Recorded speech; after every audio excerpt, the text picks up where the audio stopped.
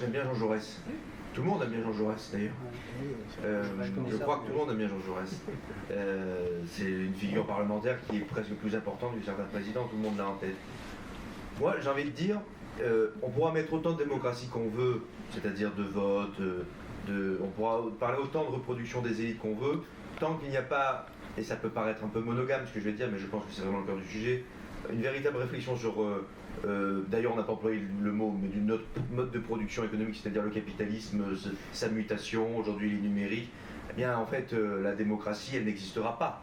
Tant qu'on n'aura pas organisé le partage égal de la valeur, tant qu'on n'aura pas fait en sorte que chacun soit considéré non pas seulement comme un citoyen qui aurait des droits dans des textes et des préambules que personne ne connaît ou que personne n'applique, mais dans la vraie vie, cela ne fonctionnera pas, cela ne servira à rien.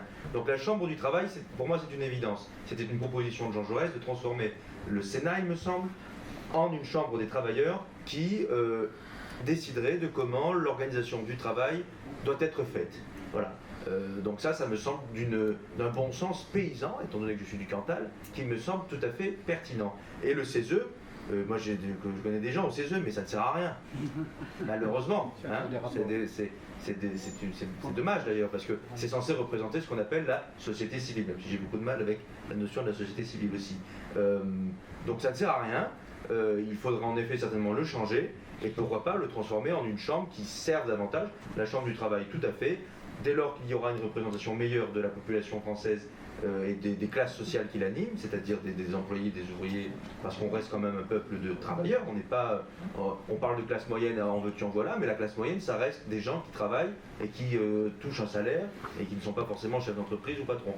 Je pense que ce serait une très bonne idée et ça correspondrait d'ailleurs, pour finir sur une note juridique et philosophique aussi, au principe social de la République, parce que la République est sociale et l'œuvre de la République c'est le social à mon sens, c'est la laïcité aussi évidemment, mais c'est aussi et avant tout l'égalité sociale. Et la révolution s'est faite sur un principe d'égalité.